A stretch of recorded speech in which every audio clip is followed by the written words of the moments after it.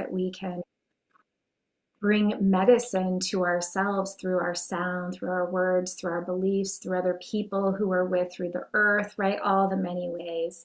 So, for those of you who don't know me, my name is Jenny Glick. I'm a licensed marriage and family therapist. I'm a certified sex therapist.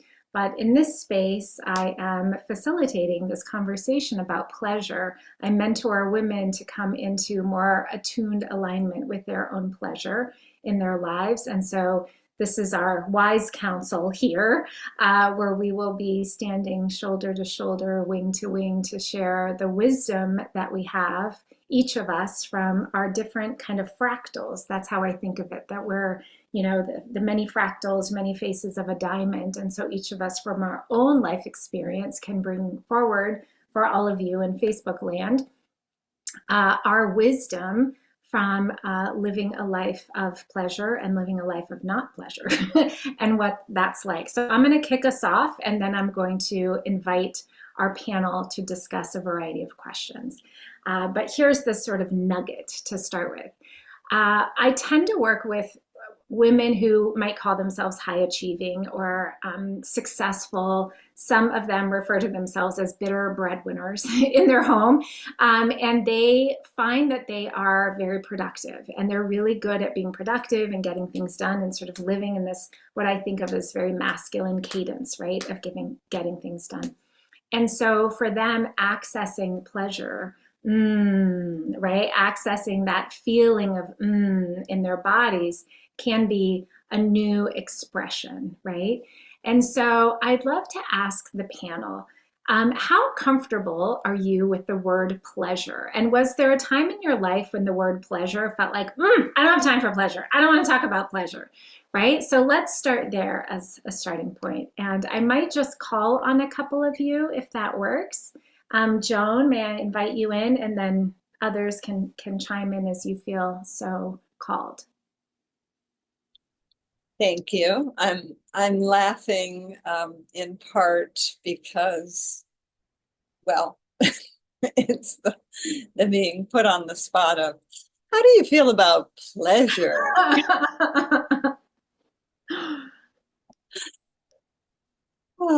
And for me, I just have this vision of like a flower unfolding, and like the flower of pleasure, we'll say. And there are petals that I have always been comfortable with. And there are petals that are more like, staying tight in the bud, like, not sure I want to go there. Yes. Or that feels edgy, or that feels like a should in some ways. So sensual pleasure is a theme or an area which has long been on my own radar in my work as well. And it's a big topic. I appreciate you inviting me to kick us off. And I think I'll pause with that. Beautiful. I really value the metaphor of the flower, right, and the petals. And I intentionally didn't ask, let's define pleasure, because I'm interested to invite each of you to bring forth how it is that you experience pleasure. I know for me, I used to think of pleasure as like sex or intimacy, or very like sensuality with another person. And I'm 51 years old now, and I feel like now I appreciate the pleasure of a hand knit wool scarf, the pleasure of the company of other women. And I can access those petals, to use your metaphor, Joan, those petals like really readily, so that I can feel nourished and fed by the pleasure of being here, which can make me more available for the pleasure in those other petals that maybe feel a little more foreign, or I'm less connected to. So yeah, thank you, Joan. Who else would like to chime in? Thank you, Kay. I, I said I would, but now that I'm here, I I think that I've been trained as a woman to think of pleasure as a, a a sexual, I won't even say sensual, a sexual activity, one for which there was also a performance. Definitely, it wasn't really about exploration very much, but as I've come to understand just being human and all of the facets of being human, I think the things that I think about when I think about pleasure is the sensory experience of being human and how delicious that can be. Delicious and delightful and sometimes stinging in a good way, like almost like a shocking sensation can be pleasurable. So I'm so happy to be here because I want my pleasure centers to expand beyond the what I've been sort of conditioned to believe that pleasure was. So please inform me. Thank you. And isn't that so true that so many of us were taught that pleasure was maybe after we were productive or for someone else, or how, I mean, I'll just say for myself, for a long time, it was like giving pleasure to other people through my body rather than really considering what was pleasurable for me, right? And so accessing the sovereignty to own my own pleasure. And then the little voices in my head, like, oh, well, who do you think you are? Like, isn't that nice that you get to have pleasure in that way, right? Like all the little gremlin-y landmines that we have. And before we went live on the call, we were talking about how, productivity for many of us is higher on the values list than pleasure. Like after productivity, then we can have the pleasure, right? And for me, I know that pleasure only can happen when we feel safe. Like it's why I love talking about pleasure because it's founded in safety. And safety is AKA a regulated nervous system. But in my world, it's the exhale, right? So that I can be like really unfurl those petals and really be in a state of ease so that all those receptors are open, the 4 million of them that we have in our bodies, which tells me we're here to receive so much pleasure, right? Sensation. And how it is that when we're not connected to our own safety because we're consuming our feed, right, the food trough of fear on social media, the feed there, or other people's narratives, that it makes pleasure hard to access because we don't maybe have that foundation of ease or safety. So I'm wondering if I can invite in Ashley, Megan, or Sherry to let us know what you might have for this discussion. I would love to chime in. I, you know, right away, like the three of us that have spoken so far, there's this duality at play, right? There's the before and the after in some way. And it's almost like before innocence was lost and after innocence was lost. And pleasure was very intuitive as a child. Of course, if that safety was there, if that space to be yourself is there, you didn't even realize pleasure was taking place. It was like as a child, you're almost just like rolling around in it, and then this innocence, right? So it doesn't even occur to you because it's just like the very air you breathe. You just get to experience pleasure in so many things as a child prior to those sexual hormones kicking in, right? And so regardless of even the compounded conditioning and programming then that we have to experience as a child, this is slowly kind of torn away. And so this dualism, and then there's like after innocence was lost. And now I find, it took me, did you notice I didn't respond until today, whether I could come or not, because I was really confused about pleasure and how I didn't know how to explain at all how I understand pleasure, like in snippets, but I was like, those are all the programmed ways. So now I'm in this after, phase. And I feel like as an adult, I feel sometimes trapped that I have to plan for pleasure. Like I plan this vacation and I get this concert ticket for future pleasure. So I'm like so stressed out sometimes that I like plan future pleasure. And there's something missing to that, right? And so I signed up for this panel chat tonight finally because there was this this just like snap, and I started understanding what pleasure is. Like I couldn't wait to put on my pajamas and sit in my bed with my tea and have this panel chat tonight because it was going to be pleasurable. And it took me a second to realize, like, oh, because it's not sexual, oh, now I can identify it all of a sudden because just this panel has given me permission to do that.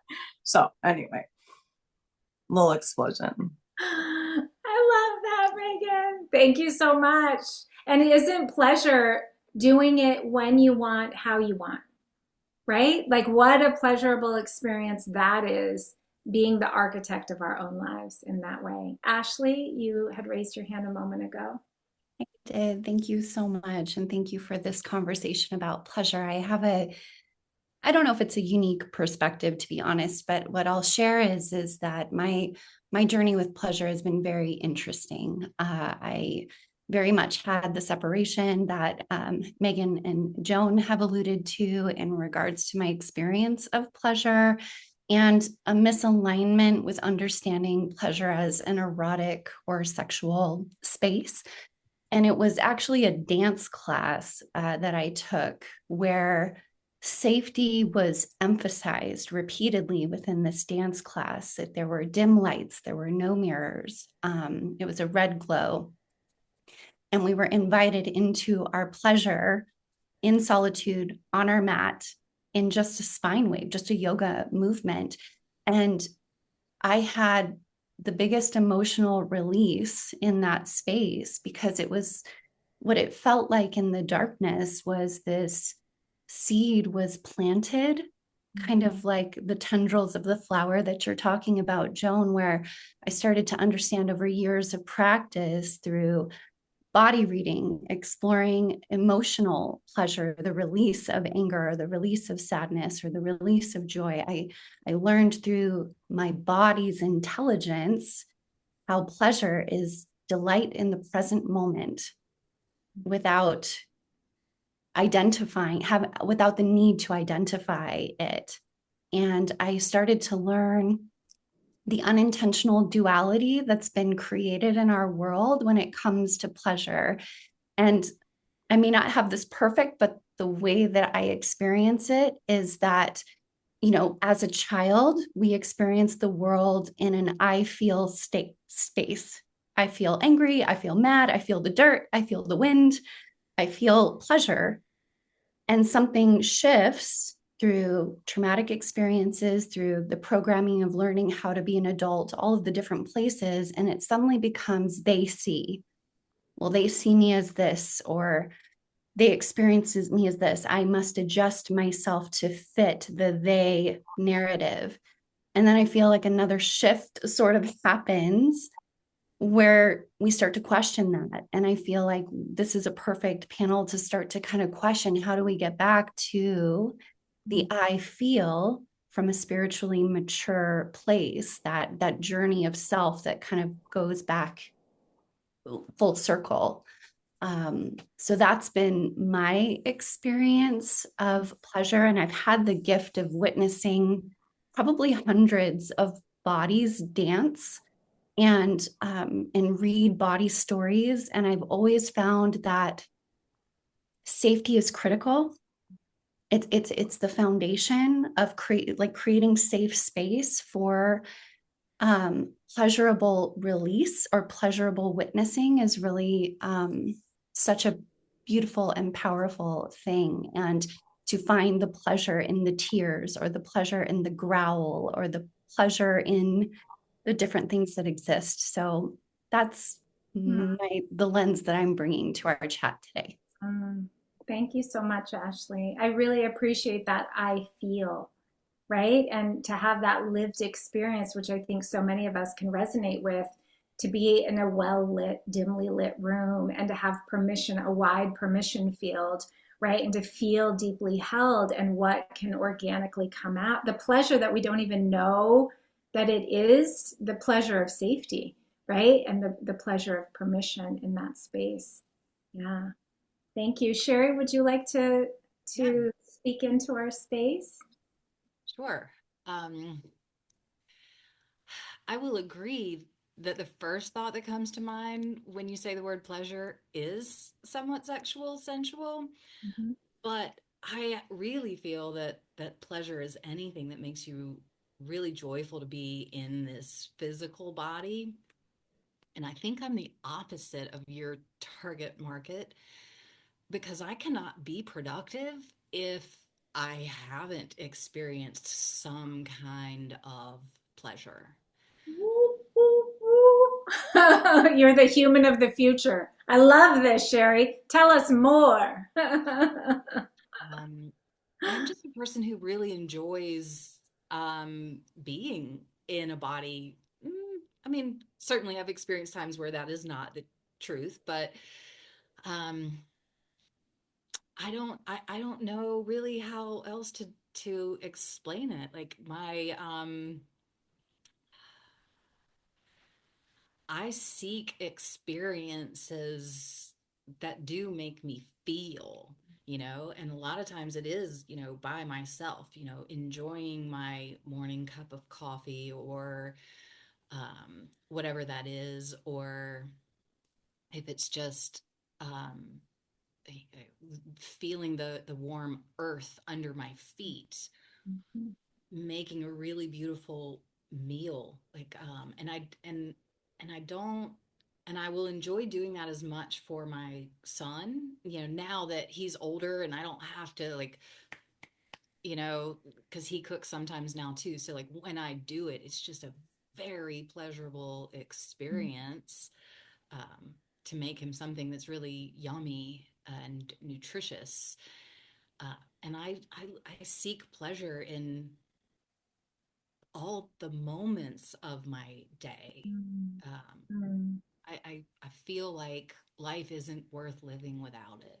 mm, mm, mm. That's so delicious. So, do you feel that your ability to really access, like as you're talking about it, it feels like so many of your pleasure centers are just open, right? And you're willing to listen to them. That it lends itself to you feeling contented, deeply satisfied, right? Oh, okay. Because I that mean, pleasure a, is sated. a good part of the time for sure. But I am a Gemini rising, so I do spend a little time in my mind, and that can take me out of that. Mhm. Um, but and maybe that's why I'm always looking for it, like looking for how to be in my body, like seeking that experience to quiet the mind. And I remember 2 years ago, I'm an energy healer, and I teach these classes, and I remember distinctly doing this meditation one time where we pulled in the seeds of contentment. It was Mhm. sometime in the spring, and then I remember that August I was out camping and I was like, oh my God, I think this is contentment. And then I remembered, like, dropping into it every day for like 4 or 5 days in a row, going, I've never sustained contentment Mhm. this long. Mhm. And now I do. I find it easier and easier to come back to. But um, but yeah. Uh, Mhm. Thank you. I think that might be why I'm always searching for it, so Mhm. that I find um, and live in contentment a little bit better. Yes. Yes, and it strikes me that part of, I mean, from my perspective, that as the wheel is turning in the year and the world, that we're all becoming different and new, and there's a world being created by people who are deeply contented, right? And they're deeply nourished, right? And so for me, like nourishment, pleasure, contentment, satisfaction, those are all in a similar bucket.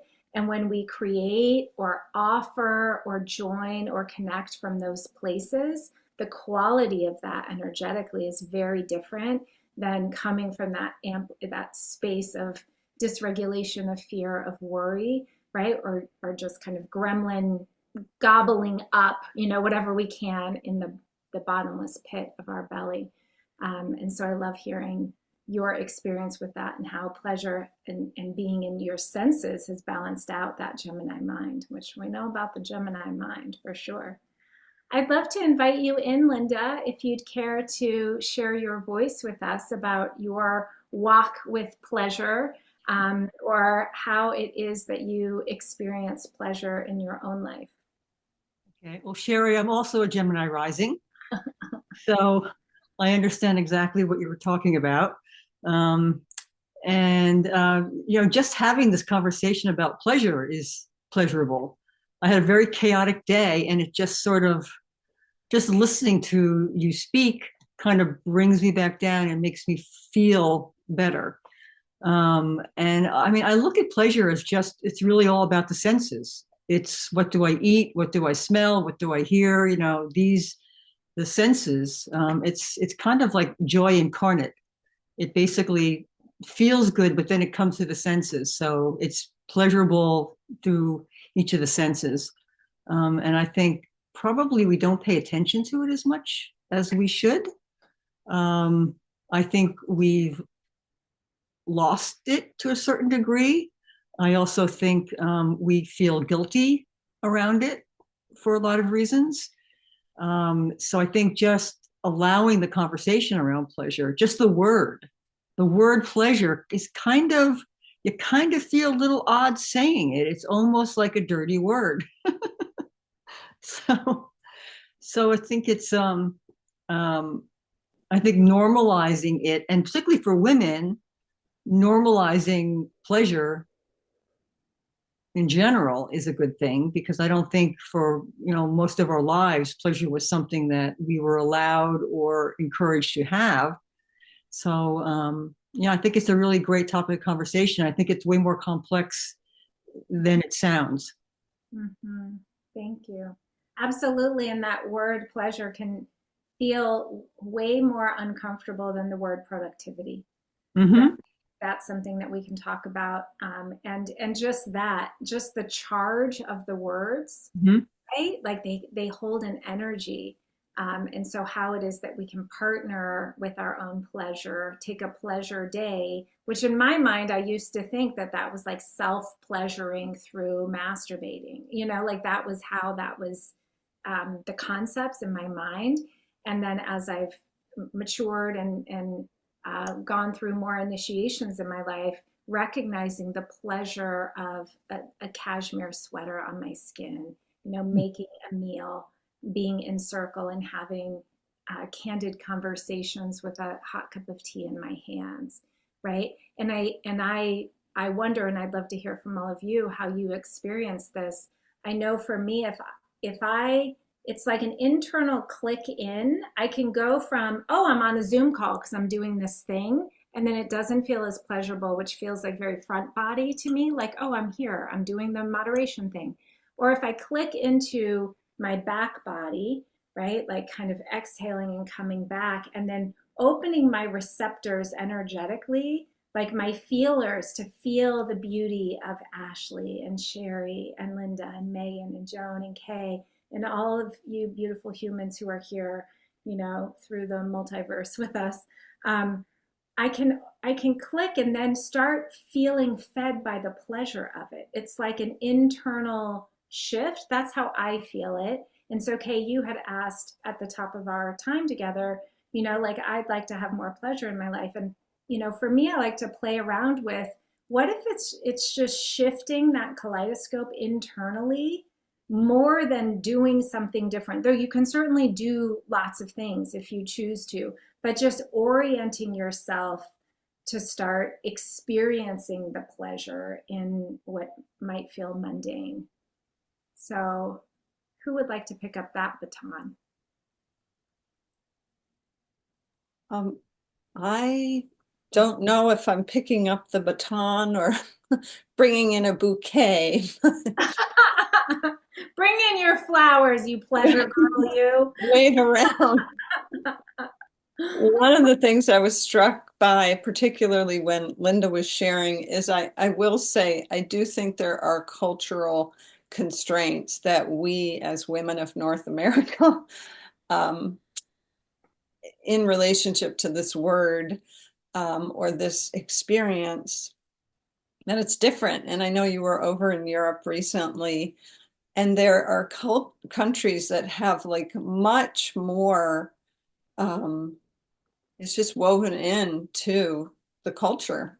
You know, pleasure is woven into the culture. The pausing in the afternoon to, you know, whether it's to have a siesta or a delicious cup of coffee or what have you. So I just felt called to name that. And for me, because I am the kind of person similar to Sherry, it's like I need the pleasure factor in what I'm doing. So it's rare that I'm going to cook unless I have some either fun or soothing music on that really kind of gets me into a groove and that opens me up and makes it a more expansive experience. Um, so I think that that's Mm, it for now. Thank you, Joan. Thank you. So it makes me think about if why pleasure matters or if it matters. Okay. Can I speak? Oh, yes. Go ahead, Can I Joan. say one piece about that? Because pleasure, we are hardwired for pleasure, and infants will fail to thrive Mhm. without pleasure. Like Yes. it is a biological need. Yes. So it feels important.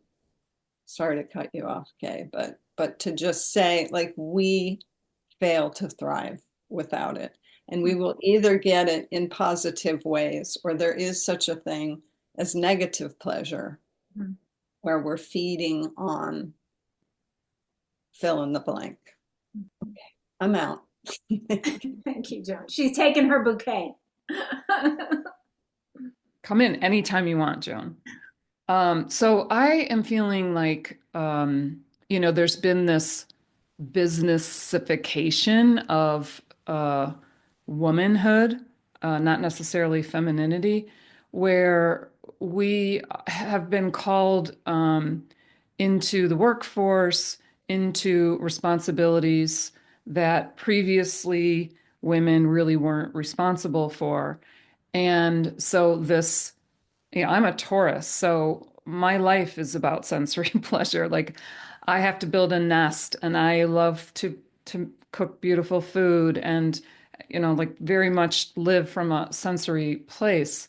But that's been very hard to do because because of this businessification, um, those the taking of pleasure or the experiencing of pleasure, like you said, kind of has taken a back seat to that, so that and I think that pleasure has become something that we practice as stress relief, and to me that's kind of a like a negative viewpoint, where a positive approach to it would be the active participation in your own pleasure as a priority. And so like for instance, I find myself like I don't have time for scratchy sweaters. I just don't. Like I don't choose them. I don't wear them. And if it's too tight, I'm not going to wear it. Um if it's too difficult to manage, I'm not going to do it. If there's too many straps or, whatever. So simplification for me is also a big part of pleasure, so that there is time and space and clarity. I tend to need clarity in my field in order to experience pleasure. So I think it's an active process, and I think it's easier to do as you get older because your responsibilities tend to decline. You're not, raising children or earning a living necessarily. So yeah, that's my input. Mm, I love that. I want Yeah. to I want to say something. I think that, pleasure is almost an act of rebellion in a lot of ways, because the system really does not want us to have pleasure, because when we have pleasure, we really find who we really are, because we're supposed to be these beings that experience pleasure and experience ourselves in a positive way. And that means that you're not swallowing the Kool-Aid to a large degree. And you become way more self-aware when you're involved in your own pleasure. So I think every time we have pleasure, it's a little bit of a rebellion against the environments that are trying to keep that away from us. So we know who the rebellious ones are here in this.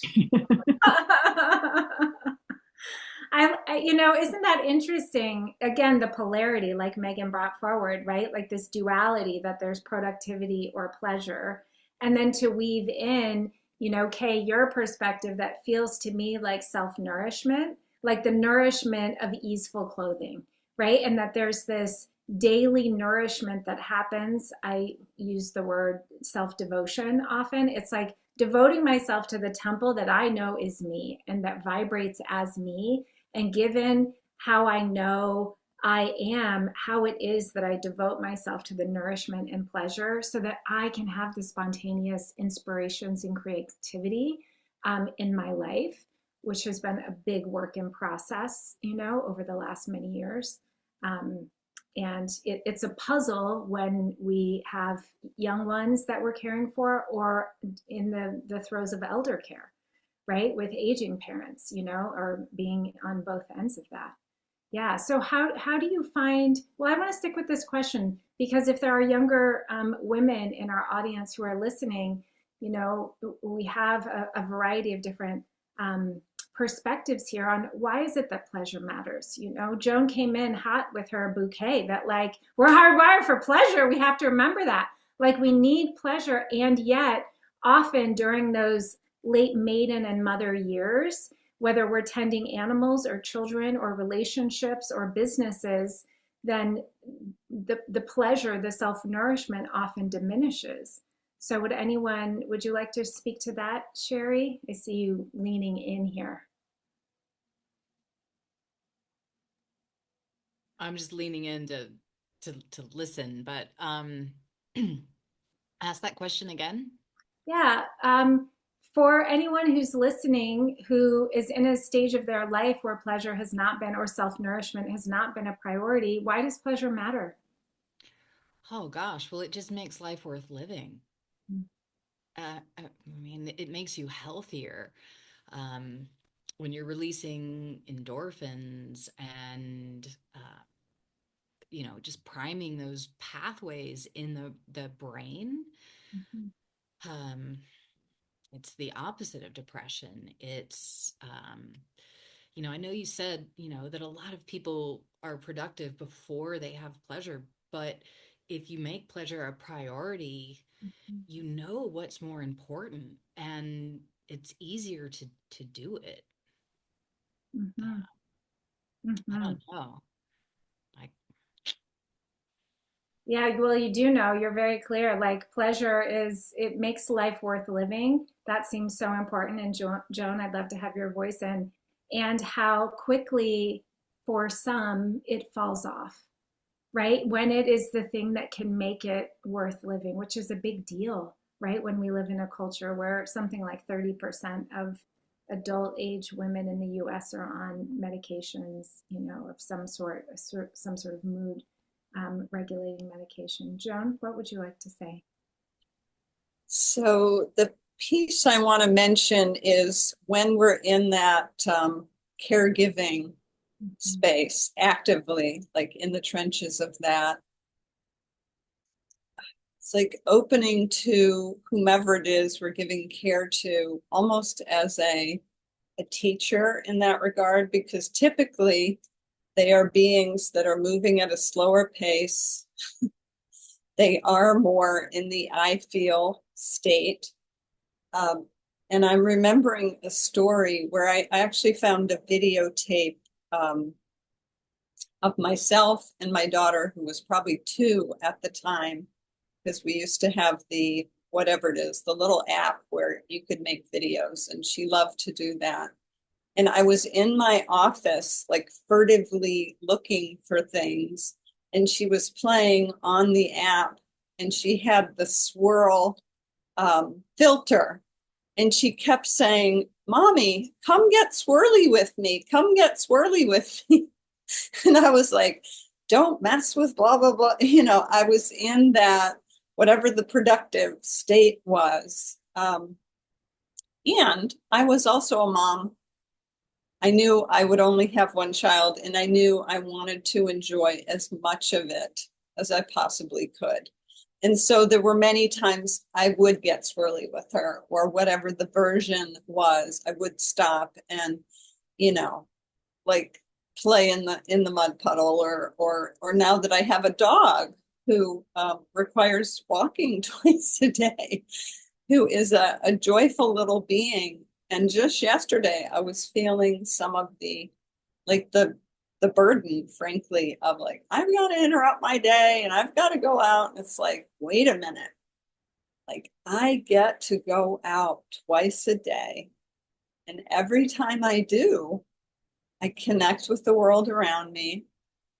And she is, just a joyous little goofball. And it just changes my frequency instantly. So it's part of it is that sense of I get to, like, she's in my life and I get to have this experience. And I won't take away from the challenge that also comes with caregiving, because we know the reality of that can be messy and taxing and tiring. That's all. Thank you. Yes, and that is that click of that kaleidoscope a little bit, right? That we can make internally in order to open those pleasure receptors. Megan, did you want to chime in? And then Ashley? Yeah, I'll be somewhat quick. So to directly answer the question, why does pleasure matter? I have two sort of quick reasons. One is because it is a bit pleasure also positions us to work hard sometimes, because we know the outcome will be pleasure, right? So there's work to be done, and at the end of it is pleasure. So it's very motivational, in a very rudimentary way. It's motivational. But another reason that's really dawning on me, because I love these panels, because I'm sitting here watching all of you, and that's why pleasure matters, because I'm watching these reflections, when each of you get the turn to share and to open up about this topic, you seem to be enjoying it. And it's this reflection that we get to experience when you see somebody else who's engaging in pleasure.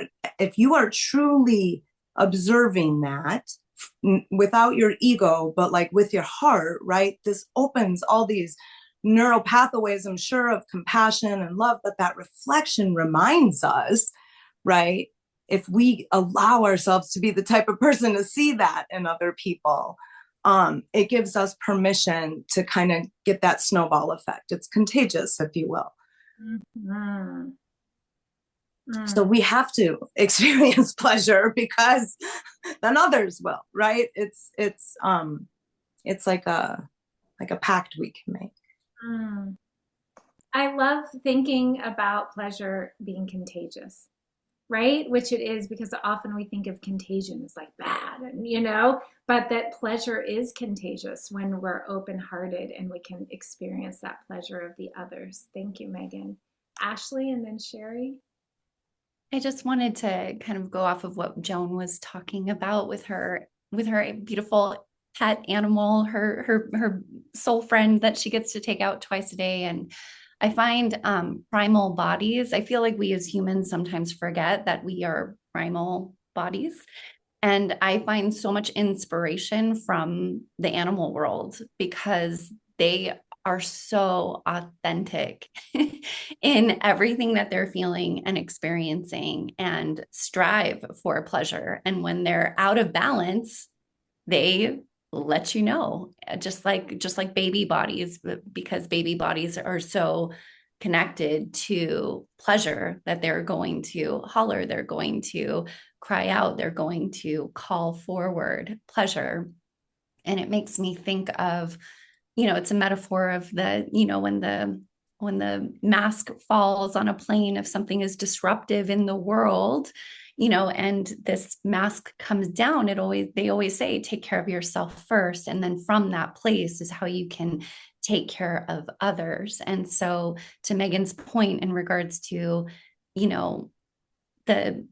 the kind of redirection that has happened with productivity and then it resulting in pleasure. It's like the hard work gets you the reward, it just makes me think, but if you influence that productivity, whether required, we live in a modern world, but if you can influence it with that sort of mask metaphor of rooting the pleasure throughout, how much more might be created, because it's almost like a rev, like a primal rev that's living in how you're creating whatever it is that you're creating to get to completion. So this is what I've been thinking about. So thank you. Primal Rev. Is that a program you're going to teach to us sometime? Because I'll sign up. Absolutely. Absolutely. Great name, Primal Rev. Sherry, please. I love everything you just said, Ashley. That was awesome. I, I realized something, in response to the question about like as caretakers. So when you're a caretaker, you do often put yourself last, but it's one of those things that we know, like meditation brings clarity. And that's one of those, self-care type things. But if you can't get to that space, you can like really enjoy your shower. You can really enjoy like soaping up your legs and oiling them after you get out. And that can get you out of your mind. And, it could be a meditation of sorts, but even if it is not, it can bring you even 5 or 10 minutes of that can bring you a lot more clarity and a lot more like inner juice to be able to get back to being of service. Thank you. Thank you for naming that. Ashley, please. And isn't that an act of rebellion? Like bringing it back to what Linda was sharing, like everything that you just shared felt so empowered and rebellious from like how we normally operate. So I just wanted to take a moment to celebrate that and bring Linda back in with the rebellious conversation in regards to pleasure. Yes, and some of what I hear you speaking to is building our capacity for pleasure, right? Sometimes we recognize that I have whatever my capacity is, and then if I start bumping up against the edges, it's like, oh, that's too much. I can't relax in the shower, like I have to rush and hurry. And so again, just that click of the internal kaleidoscope to feel into like, what is my capacity? Can I experience this much pleasure even while I'm going through my regular day of caretaking and doing the doing of the world? How can I open those beautiful receptors to experience so much pleasure in my physical body and my senses as I'm moving through my day? And just bringing that awareness to our listeners, if that's valuable to you, just that little click can really open up new worlds for us. Linda, would you care to chime in, the rebellious one down there? No, I think the idea of capacity is really important. I think, it's as we get older, particularly our capacity, generally will start shutting down a little bit because of our life experiences. So, finding ways of keeping that capacity open so that we're able to accept the pleasure that actually comes to us. Because a lot of times we have pleasurable experiences that we don't experience as pleasure because we're somewhere else, we're stressed out, and we lose the opportunity to take that in as something that can be transformative in a positive way. And like I said, I think in general, we don't even think about pleasure very much. It's just not one of the words that comes into our lexicon in conversations with friends, particularly in business. I mean, when we're talking about pleasure in business, and yet there is a capacity to have pleasure in business. If you succeed at something that you really love doing, But I like the whole idea of sort of normalizing pleasure in a new way, because we really need it right now. And as we go into the next, as most of you know, the next couple of years are going to be really interesting. And we really need to find ways of sort of giving ourselves pleasure in a positive way and helping each other have pleasure. So I think this has been a really interesting topic, particularly for this time period and this year. It's like the year of pleasure. I love that, Linda. A couple of years ago, I decided to make pleasure the foundation of my business, to Oh, see what it would be like to everything that I decide to do in my business coaching women starts from what's totally pleasurable for me. Like that's the starting point, because I'd done it the other way for 20 years where it was like, well, this is what my coach says I should do, and these are my goals, and this is how it needs to go, right? And that like work to get an outcome, but I was dragged through the mud through that. And so this foundation of pleasure, which is really self-nourishment, which is really knowing myself, which is really feeling that my tempo.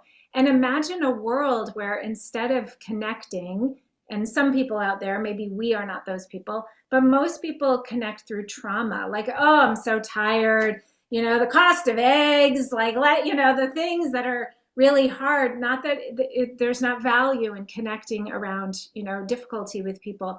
But imagine a world where it's like, wow, tell me how much pleasure you've been having. You know, that was the question. It's like, oh, I made this meal for my son. It was amazing. 2 hours, music going. It tasted delicious. You know, like I'm well slept. I'm well loved. I'm well nourished. I feel amazing. How about you? Tell me about your pleasure, right? Where there's an invitation to connect through that, which gives us permission to like very quickly in our mind, we scan our environment for our pleasure because another woman shared her pleasure, and there's a quiet permission field that happens there. you know, I also think the idea of, you know, I had an experience yesterday, and I've been thinking about, I forgot what I was talking about now. And the idea of like helping people as pleasure, because we were, good deeds. I had done a good deed yesterday at Whole Foods when the woman who worked there, she was trying to move all these carts by herself and she was having to go inch by inch. So I just finally said, can I help you move the carts? And she was, oh my God, yeah, thank you. So I helped her move the carts. And in the process, I left my phone on the table outside at Whole Foods. So I get home like an hour and a half later and I don't have a phone. And so I go to Whole Foods and someone had turned it in. And I thought, and I felt so much pleasure that I had helped someone. And then I felt like that had turned into someone helping me. And I think the idea of doing a good deed every day is, for me, pleasurable, because that's the way to share pleasure. Absolutely. I love that. Thank you, Linda, for sharing that. Sherry, please. I am so sorry. I have a class that is starting at 6:15 Central Time. So I knew I was going to have to get off in 8 minutes, and I'm so sad to miss this conversation because I love it. But I want you to know that I'm starting my class with the question, how are you experiencing pleasure lately? So the rebellion continues. Long live the rebellion. yes, I love it so much. But I'm hearing people pull up in the parking lot, so I'm sad to say that I've got to go, but I'm going to watch the rest of this later tonight. I had so much pleasure with you ladies tonight. Thank you so much. Thank you. Sherry. Thank you so much, Sherry. Thank you for being here. And what a beautiful way to just bring, like Linda, like you said, bring the word pleasure into conversation, to speak to our friends. I had so much pleasure. This gave me pleasure, right? To be with you tonight, and normalizing the nourishment of pleasure, because as women, we often do forego pleasure. And so as we prepare, as we get close to the top of the hour, I would love to hear from, you all, how it is that you prioritize pleasure or self-nourishment, even when there are the normal demands or obligations or requirements on your time. Like how have you made that practice? Because it can be so difficult, right, to prioritize our own tending in that way. Megan, please. Yeah. I think it's like Kay said, really simplifying things, like who are the people that are in your life regularly, where are you putting your energy, and how much clarity, and tidy space, tidy mind, all these kind of things. That simplicity is key. But one of the other things, and I wanted to hop in now so that other people have time. I don't want to be negative. I want you all to clean this up in a minute because I'm going to say something negative, and we've been so positive. But, one of the ways I've been able to prioritize it is by cleaning up the people who Debbie down on my pleasure, right? So there's always these like, you catch yourself like, oh, I'm experiencing pleasure in this. I might have even like expressed my pleasure in this, God forbid, and then the attack comes, right? And the shaming or whatever it is, because I experience pleasure. And so there's the attacks, right? And holy cow, wow, like I definitely have a tendency to get swept away in that and get too quiet and go into hermit mode and hide my pleasure if like it wasn't well received by the public or I was publicly shamed by it. So there is that layer too, where sometimes we have to overcome that we've been shamed for pleasure in any way, whether sexual, sensual, whatever or not. I just wanted to put that there because it's a very realistic part of why we don't experience pleasure as much, because we've been shamed for doing it. So. Thank you for that. In the sex therapy, sex coaching world, we often say, don't yuck my yum, right? Because when somebody yucks my yum, then there's that recoil that happens. And so learning how to live in that wide permission field, and pleasure can make people uncomfortable, right? Because it shines a light on their own life. Thank you, Megan. Who else? How do you prioritize? Kay, please. So I feel like I have my life set up for pleasure. But what I really want to bring forward is that we're living in a very challenging time where our access to bad news is at our fingertips, and you can become overwhelmed and also mono-focused on the negativity that occurs in the world. And it's very difficult. I found myself guilty of this today, that to allow yourself to be in pleasure when you know that other people are suffering.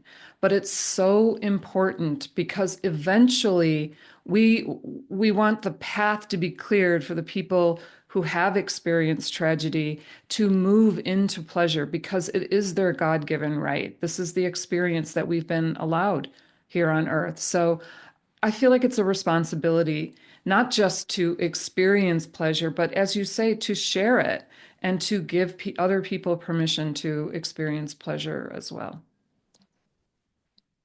Thank you for naming that, because I know because of our high capacity to relate to others as women, we can feel bad for feeling pleasure when we know other people are suffering.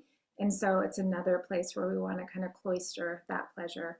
And that's just part of the path of being human, right? How do we hold all of it and walk that path? Ashley, Joan, or Linda? I find that the way that I bring pleasure into my life is actually through the minor things that get louder and smaller as needed. And it's always breath, sound, movement. It's also the way energy moves. It's all, to me, those vehicles that are within my wheelhouse. So that way, if I'm in a space that is lacking pleasure, I am finding that pleasure within my own beingness that can allow for me It's kind of like creating safety within my own body. And then from that pleasurable space, I can recognize that I have the ability to shift the energy that is around me. So for me, those are the lessons that I've learned. I go into corporate meetings with my regular job, and I am always bringing pleasure into the meetings because those corporate worlds need it too, whether they are conscious of it or not. Thank you. Thank you, Ashley. Part of the resistance. Joan? I'm thinking of like emissaries of pleasure as I'm hearing you talk, Ashley. And I don't know how many years ago, maybe it was 12 years ago, when I really started deep diving into my nervous system and my body. I became a student of pleasure, and what was coming to me was the beginning of the Mary Oliver poem that talks about, like, you do not have to walk on your knees repenting for 100 miles. Like, you don't have to do that. All you have to do is like let the soft animal of your body love what it loves. And so ever since I discovered that, like, that has been my North Star practice of how can I let the soft animal of my body love what it loves. Beautiful. Thank you so much, Joan. Yeah. I love that. Linda? Final words for us? Well, I hate to admit this, but I don't think I actually prioritize pleasure. I think it's something I haven't thought about. I mean, the things that I do for pleasure is I live in Sedona, so nature is probably my number one thing. And when I look at the sun come up or the sunset or the full moon or the javelina in my backyard or the birds or the cactus, that gives me pleasure every single day. So I think it just sort of is infused in my life in its own way. I probably need to be more aware and conscious of bringing it in different ways. But yeah, I think this was a great conversation because I said I don't really think about pleasure. I think part of it is I took care of my mother for 9 years. And during those 9 years, the idea of pleasure went out the window on every level. So it's been a journey back into myself, and I'm going through a big transformation, which a lot of people are. So what gives me pleasure is changing. And I think that's part of it too.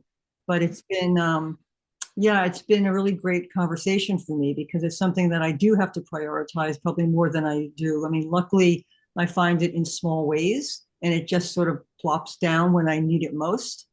But I think it's something that I probably need to be more active about cultivating. Thank you, Linda. And it sounds like there's a desire, a longing, right, to open to that, which is really cool. Pleasure is good. Pleasure is good. And so we are now, we've all been crowned emissaries of pleasure. So you all know that's what's happened here today. And as we prepare to close, I want to invite in a hum like we did at the beginning of our call. So I'm going to ask everyone to mute so we're not creating displeasure by our cacophonous sound. And a reminder that when we meet pleasure in our lives through the sunrise, through the cactus, the javelina in your yard, what have you, we can open ourselves energetically to really let it in so that we may be well nourished, well pleasured, well satisfied women and go forth with our creativity, right? And so inhaling, exhaling with your and letting that move like a mermaid all through your body, out through the soles of your feet. May everyone here be blessed and deeply satisfied and find your pleasure in your own unique way. Thank you. Thank you. Thank you. Thank you, Kay, Joan, Linda, Ashley, Megan, and Sherry for all being here today. Is a real pleasure. It was a real pleasure.